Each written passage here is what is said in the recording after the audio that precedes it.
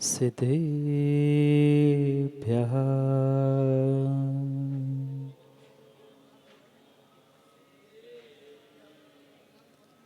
श्रीमत्परं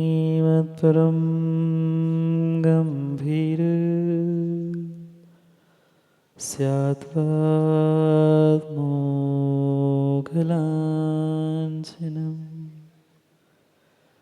जीयत्रैलोक्यनाथस्य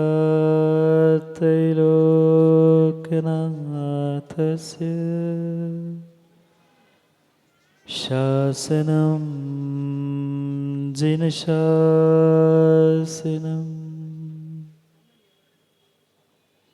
जय मङ्गलभूताणं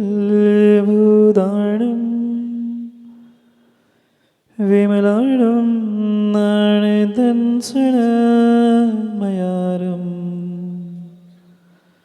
तैलोयसेयाळं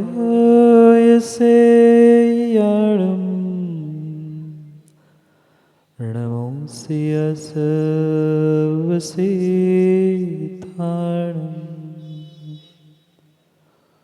नमो हरिहन्ताणं नमो सिद्धाणं नमो आयरीयाणं नमो विद्यायाणं नमो सर्वसाहुणम्।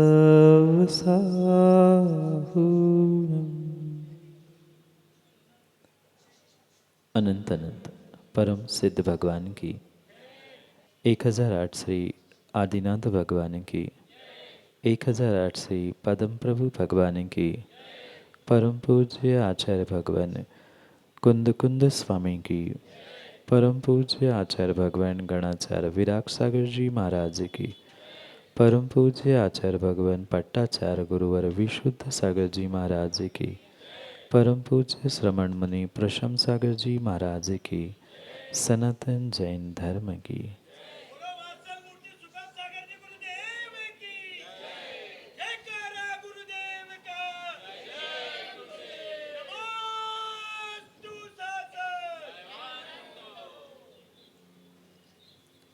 अंतिम निर्देश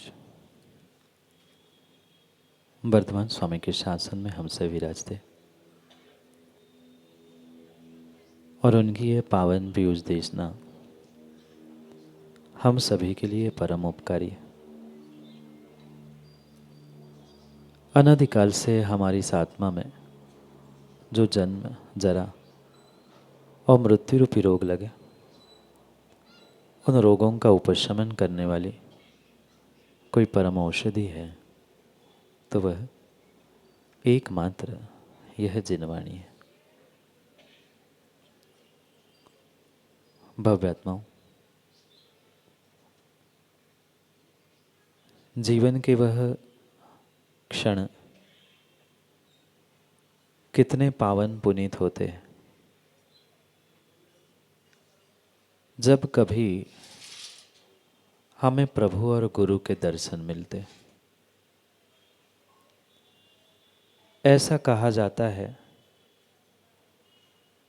कई महीनों और कई वर्षों के नहीं, कई जन्मों के पुण्य जब एकत्रित होता है तब जाके कभी सच्चे देव शास्त्र गुरु के सन्निधि और सानिध्य प्राप्त करने का मौका एक श्रावक को प्राप्त होता है।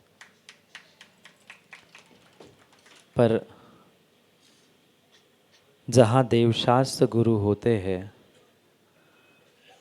माँ वहाँ पहुँचना और जहाँ हम हैं वहाँ देवशास्त्र गुरु पहुँचना, इसके पुण्य में जमीन आसमान का अंतर होता है। ये पक्का है पंकज भाई, कोई विरला पुण्यात्मा ही भागीरथी का काम करता है, पर सामूहिक रूप से सबका कुछ न कुछ पुण्य का नियोग, पुण्य का उदय हुए बिना ऐसे देव शास्त्र गुरु का समागम इतनी सहजता से, और वो भी हमारे आसपास या हमारे ही घर में, हमारे ही मोहल्ले में मिल जाए, ये बहुत और बहुत बड़े पुण्य का उदय कहलाता है। ये जीवन में सौभाग्य के क्षण विरले ही पुण्यात्मा जीव अजीत भाई समझते हैं, जिनको देव शास्त्र गुरु की नहीं, कल भी मैंने कहा था देव शास्त्र गुरु से भी जिनको अपने स्वयं के जिंदगी की कीमत है, जिनको स्वयं के जीवन की कीमत है, उनको ही देव शास्त्र गुरु की कीमत हुआ करती है। यूँ देखा जाए धन दौलत पैसा, दुकान व्यापार घर गृहस्थी, माँ इसकी कीमत तो सबको है, और दिवाली जैसे त्यौहार आ जाए फिर तो और ही बढ़ जाती है। पर कोई विरला मात्र भगवान महावीर की फोटो को रखकर महावीर की पूजा करता है, तो कोई विरला पुण्यात्मा राजेश जी होता है जो साक्षात तीर्थंकर भगवान की प्रतिमूर्ति निर्ग्रंथ होकर ही अपने घर लाकर वह दीपावली पहले ही, अभी तो 8 दिन है ना, क्यों राजेंद्र, अभी तो 8-10 दिन दीपावली के शेष है। बहुत सारे दीपावली की साफ सफाई और दुकानदारी में उलझे पड़े हैं, पर जिनको अपने ज़िंदगी की कीमत है उनको पता है कि तीर्थंकर की प्रतिमूर्ति, गुरु की सन्निधि सानिध्य और 1 मिनट का भी आशीर्वाद की कीमत क्या होती है। वे ही अपना सब काम छोड़कर यहाँ देवशास्त्र गुरु के समीप पहुँचे हैं, क्योंकि संसार में नाना प्रकार के लहराने वाले जीव होते हैं और लहराने वाले भी जीव होते हैं, पर पक्का है जिनकी श्रद्धा, जिनका विश्वास सच्चे देवशास्त्र गुरु के प्रति अडोल अकंप होता है, वह कितने ही तूफान और कितनी ही आंधियाँ क्यों ना आ जाए, पर देवशास्त्र गुरु की उस सन्निधि और सानिध्य को कभी छोड़ते ही नहीं।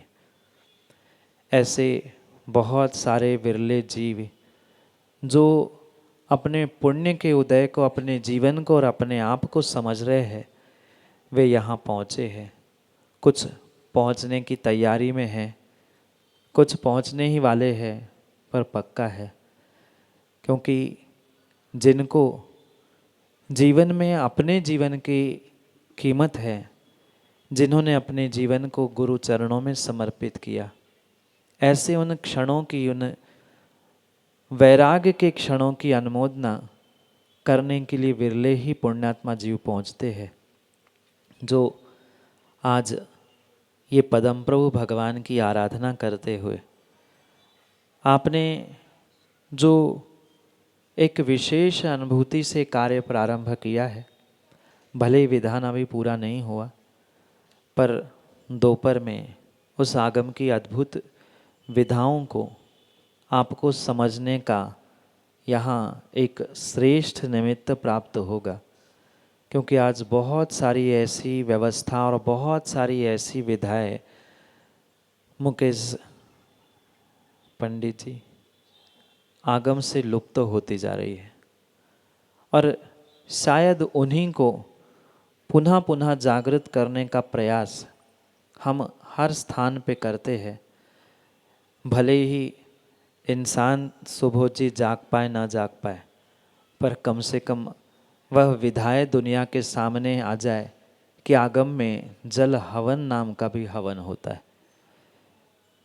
बहुत सारी ऐसी अद्भुत कार्य और अद्भुत बातें हैं, पर पंकज भाई क्या करें, जो समझ नहीं पाता गुरु को और गुरु के भावों को, शायद वे कहीं न कहीं बाहर के निमित्तों में उलझकर, और बाहर के निमित्तों में नहीं, एडवोकेट देवेंद्र जी, कन खजूरों के बातों में आकर जो देवशास्त्र गुरु से दूर हो जाता है, वह देवशास्त्र गुरु और धर्म से नहीं, अपने ज़िंदगी से ही दूर हो जाता है, जिसके लिए उन्हें ये जैन कुल सच्चे देवशास्त्र गुरु मिले थे।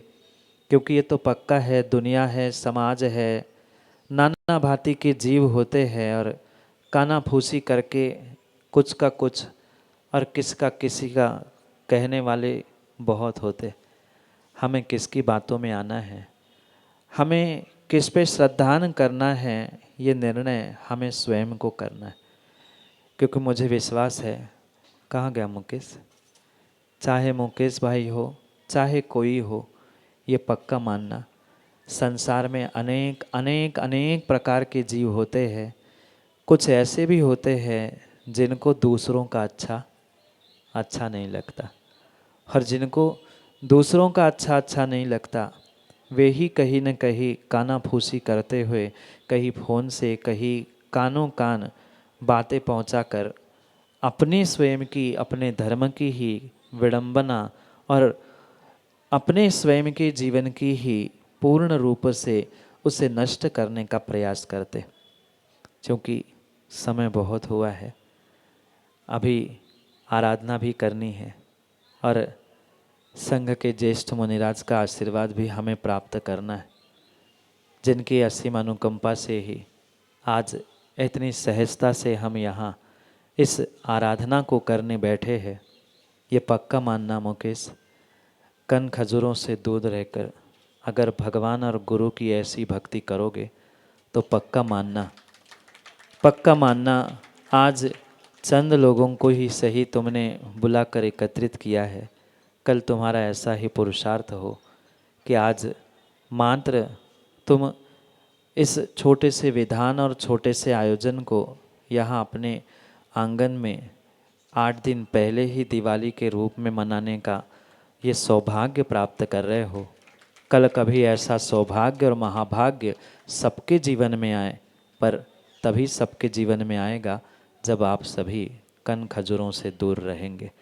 पक्का है दिलीप जी, जो कन खजूरों के पे दूर है वो गुरु के पास है, और जो कन खजूरों के पास है वो आज गुरु से दूर है। समय पर समय की बात के लिए समय पे मिलते हैं, क्योंकि समय पे किया गया काम समय को दिलाता है। बोली भगवान महावीर स्वामी के। ओम नमः सितेभ्यः प्रदस्तिघाति कर्मणां केवलज्ञानभास्करां कुर्वन्तु जगतां शान्ति वृषभाद्याजिनेशरां। नमो अरिहन्ताणं नमो सिद्धाणं नमो आयर्याणं नमो वच्छायाणं नमो लोई सब साहुणम।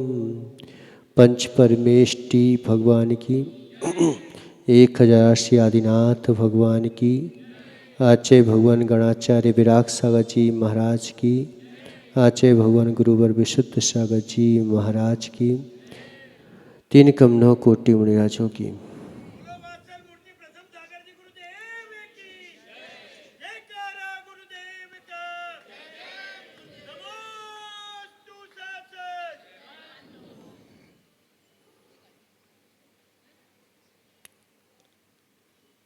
अप्पा दीपो भवा, अप्पा अप्पमी रहो।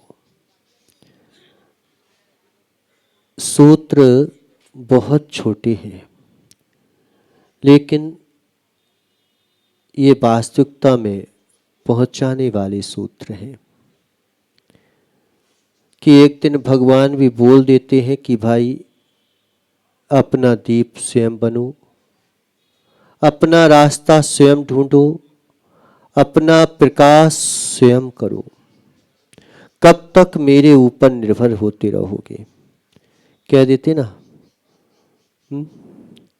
कि कन खजूरों से कभी दूर मत होना, पास में चले जाना, ताकि तुम्हें होश आ जाए कि ऐसे भी लोग होते हैं जो बुराई करने वाले होते हैं, और बुराई करने वाले होते हैं तो उन्हें शिक्षा दे सको कि भाई तुम क्या करते हो।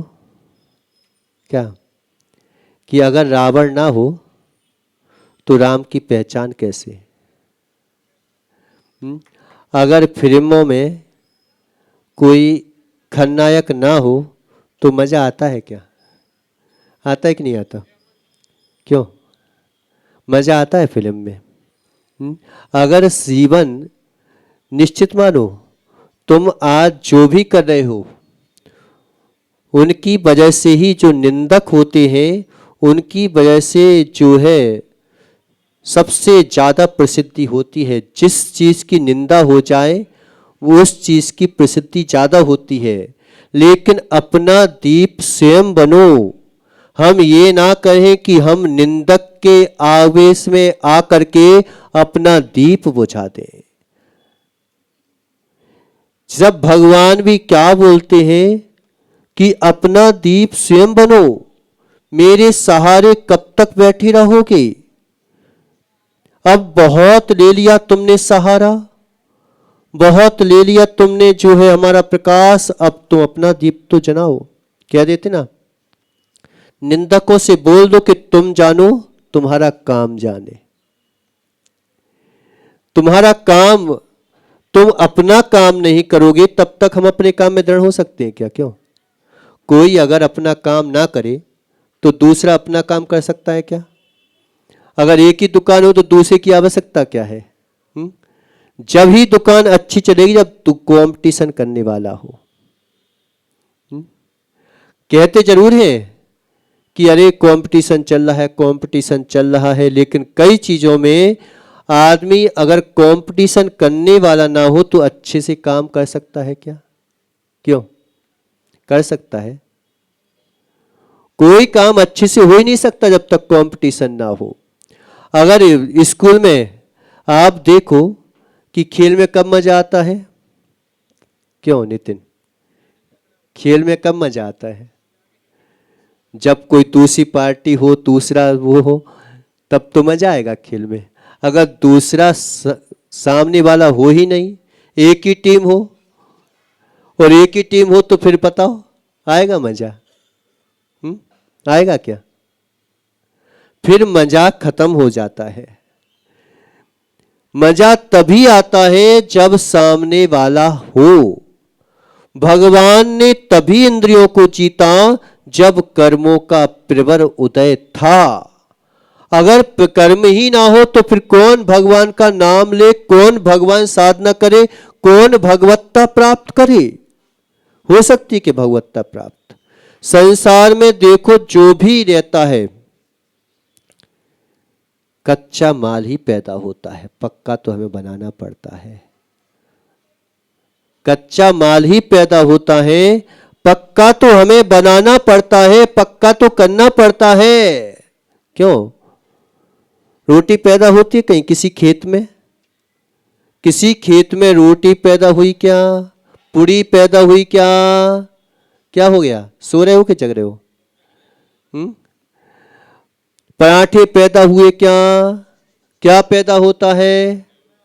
गेहूं पैदा होता है, गेहूं से रोटी बनाई जाती है। संसार में जो भी आता है, जो भी भगवान भी हो, लेकिन वे सब कच्चे माल आते हैं, पक्का तो हमें करना पड़ता है, जलना पड़ता है। जलाना पड़ता है कि जलना पड़ता है? जलाना पड़ता है कि जलना पड़ता है? स्वयं जलोगे तो भस्म हो जाओगे, कर्मों को जलाओगे तो चमक जाओगे, चमका जाओगे। इसलिए जरूरी है कि अप्पा दीपो भवा, अप्पा अप्पा में रहो। तुम अपना दीप स्वयं जलाओ। एक बार थक जाते हैं भगवान और कहने लगते हैं क्या कि तुम अपनी आत्मा की शरण में जाओ। अब मेरी शरण भी कब तक पकड़े रहोगे? अब मेरा जो है आधार कब तक लेते रहोगे? अब मेरे से कब तक जो है तुम उम्मीद करते रहोगे? कभी अपना दीप स्वयं जलाना तो सीखो। जलाना ही पड़ेगा एक दिन अपना दीप। शिष्य कितना ही बोलता रहे कि महाराज आपके सहारे हैं, आपका वो है, लेकिन जब तक स्वयं का दीप नहीं जल जाता तब तक तो तुम रह सकते हो उनके सहारे, लेकिन अपना दीप स्वयं ही जलाओ, स्वयं ही प्रकाश ढूंढो, स्वयं ही जो है क्या बोलते हो? तुम जानो तुम्हारा काम जाने, कहते हो ना आखिरी में। क्या बोलते हो? जब थक जाते हो, कोई मानता ही नहीं है, बेटा सुन ही नहीं रहा है, कन खजूरे सुन ही नहीं रहे हैं, तो क्या कहते हो? ठीक है, अब तूने अपना काम कर लिया, तू जान, तेरा काम जानू, हम अपना काम करेंगे, बस हम अपना काम करेंगे, हमको ही कुछ करना पड़ेगा। क्या कहते हैं? अब हमें ही कुछ करना पड़ेगा। कहते हो कि नहीं कहते हो? किसके लिए? जब किसी से परेशान हो जाते हो, अरे भाई, जब कर्मों से परेशान हो जाते हैं तो कहो अब हमें भी कुछ करना पड़ेगा, ये हमें बहुत सता रहे हैं, अब हमें ही कुछ करना पड़ेगा, अब हमको ही जो है कुछ करना पड़ेगा, हमको ही जो है कुछ करना पड़ेगा, तुम्हारे लिए अब हमें ही कुछ करना पड़ेगा। ऐसी सम्यक दृष्टि कहता है कि मिथ्या दृष्टियों के लिए अब हमें ही कुछ करना पड़ेगा, अपने आत्मा के कल्याण के लिए हमें ही कुछ करना पड़ेगा। भगवान भी कह देते हैं कि अब तुम्हें ही कुछ करना पड़ेगा, हम तो बस अब जा रहे हैं सिद्धारय में। भक्ति के सहारे भगवत्ता को प्राप्त करने का मार्ग बताया जाता है कि अब तुम ही कुछ करो। कब तक मेरे सहारे बैठी रहोगे? कब तक बैठी रहोगे? अब तो अपना कल्याण, जब तक हमारे अंतंग में प्रभु के अमृत के द्वार, प्रभु की क्षमा, प्रभु का धर्म उसी के लिए है जो स्वयं के प्रभु को जानना चाहता है, जो स्वयं के प्रभु को जगाना चाहता है, जो स्वयं के प्रभु में लीन होना चाहता है, उसके लिए भगवान का धर्म सहायक है। जो स्वयं को जानना ही नहीं चाहता, वो भगवान के पास खड़े होकर के भी भगवान से दूर है। अप्पा दीपो भवा, अपना दीप स्वयं बनो। एक बार क्या हुआ कि दो दोस्त थे और दोस्त दीप लेके, एक जा रहा था, एक के पास बुझा था दीपक। उसने सोचा कि चलो अब इसी के साथ चल देते हैं। चलते गए चलते गए चलते गए और जाते जाते कह देखो अब तो हम तुम्हारे दीप के सहारे चल रहे ना। क्यों? तुम्हारी दीप के सहारे चल रहे ना। और जैसे ही रास्ता चेंज हुआ कि ले अब मित्र, अब मुझे अपने घर जाना है, तुम अपने घर जाना है। दीप से रहित हो गया, अंधेरा छा गया। अगर छोटा सा जो है दीप भी मिल जाए तो कल्याण हो जाता है। आज हमें पंचम काल में तीर्थंकर जैसी आत्माएं नहीं मिली, लेकिन फिर भी जो है गुरु जैसे दीप भी मिले हैं। निश्चित मानो इनके दीप से भी हम चाहें तो क्या बोलते हैं, अरे इतना अंधेरा है, इतना अंधेरा है, इतना अंधेरा है। एक छोटी सी बात कह के, कहानी कह के आपको बताना चाहता हूं, फिर चले जाना।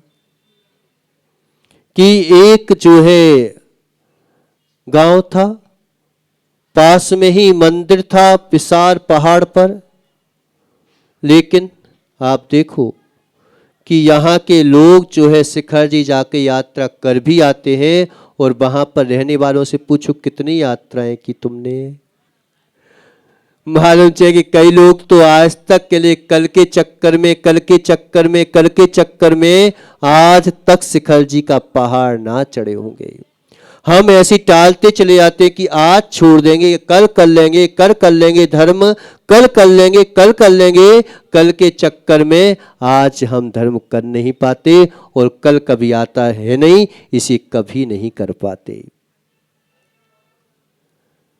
कभी नहीं कर पाते। तो वह भी सोचता रहता था कि चलो कल चलेंगे, कल चलेंगे, और कभी वो जो है बाहर के लोग आते और चले जाते, बाहर के लोग आते और चले जाते। गगन, बाहर के लोग आ जाते और कल्याण करके चले जाते और यहाँ के लोग यहीं पर बैठ जाते, कीमत नहीं करते। कीमत उस मृगसेन धीवर को थी जिसने एक बार नियम लेकर अपना कल्याण कर लिया। कीमत उसको थी जिस चांडाल ने एक बार नियम लेके कल्याण कर लिया, लेकिन हमें मिल गया तो हम अपना जो है कीमत नहीं करते।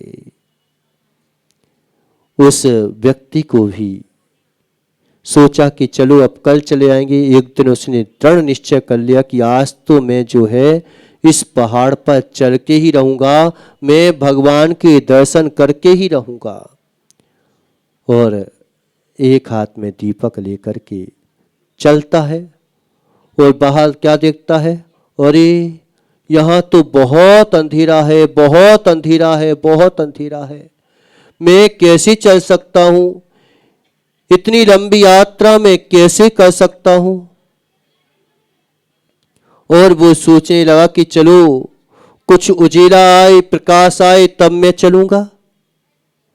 हम भी क्या सोचते हैं, जब तीसरे काल में, चौथे काल में तीर्थंकर मिलेंगे तब कल्याण कर लूंगा। अभी तो छोटे मोटे मुनिराज हैं, उनका क्या दीक्षा दिवस मनाना, क्या करना, क्या उनके पास जाना। जब हम चौथे काल में निर्दोष परमात्मा मिलेंगे तो हम जो है अपना कल्याण कर लेंगे। कभी मिलेंगे उनके लिए निर्दोष परमात्मा।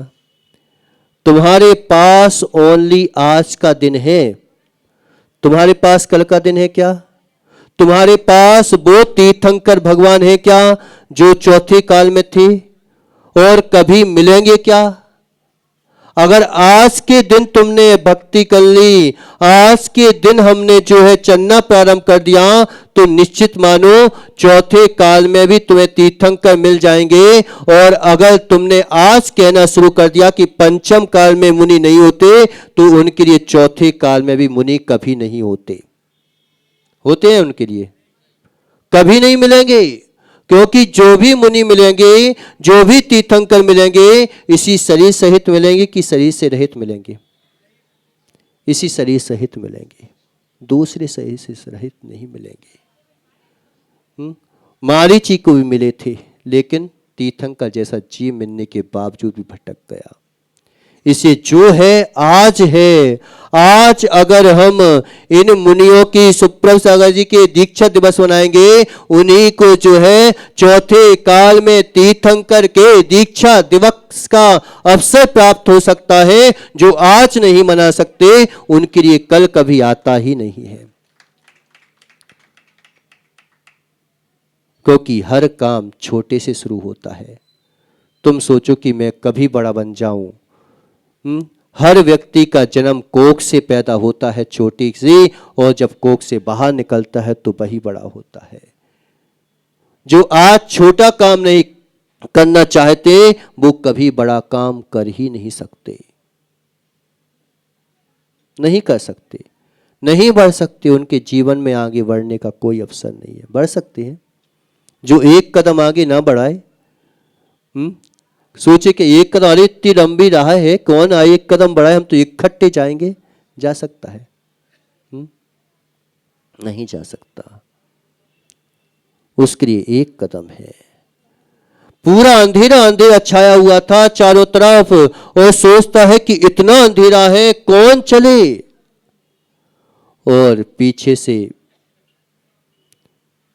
गगन भैया आते हैं और देखते हैं दिनेश को कि ये तो रस्त पस्त होकर के बैठ गया। तो कह रहे, अरे भाई जाना नहीं है तुमको मंदिर में दर्शन करने के लिए, प्रभु के दर्शन पाने के लिए नहीं जाना? तो दिनेश क्या कह रहता है, अरे इतना अंधेरा है, इतना अंधेरा है। और इतना अंधेरा कह करके वो वहीं पे बैठ जाता है। और गगन क्या कहता है कि मेरे पास एक कदम रखने के लिए उजीला तो है ना, एक कदम तो आगे बढ़ाओ कम से कम। तुम्हें पूरा अंधेरा ही अंधेरा दिखाई दे रहा है, एक उजेरा दिखाई नहीं दे रहा है। जो एक क्षण के उजेरे का प्रयोग कर लेता है वे मालूम चला कि पूर्ण प्रकाश की ओर चले जाते हैं, और जो एक क्षण के लिए भी उस अंधेरे को देखते हैं तो एक क्षण का प्रकाश भी उनके लिए अंधेरे का काम कर देता है। एक कदम तो आगे बढ़ाओ। एक कदम जो आगे बढ़ा लेता है उसके लिए दूसरा कदम आगे जो है प्रकाश चला जाता है, उसके लिए आगे आगे प्रकाश मिलता चला जाता है। और जो एक कदम भी नहीं बढ़ा पाते उनके जीवन में मात्र अंधेरा ही छाता रहता है, प्रकाश कभी हो नहीं पाता। इसलिए आज हमें अपने दीप जलाने का अवसर प्राप्त हुआ है। जिन्हें अपना दीप जलाना हो वो इन दीपों के नीचे आ जाएं, उनका दीप जल जाएगा। और जो इन दीपों के नीचे नहीं आ पाते उनका दीप बुझा का बुझा रह जाता है। इसलिए हम जो है अपने आत्म कल्याण की कि कभी कभी प्राप्त होगा चौथे काल में, उसी के लिए मोक्ष प्राप्त होता है जो पंचम काल में इन जलते हुए छोटे से दीपों से अपना दीप जलाने की कोशिश करते हैं। और नहीं तो चौथे काल में भी उनके जीवन में अंधेरा ही छाता रहता है।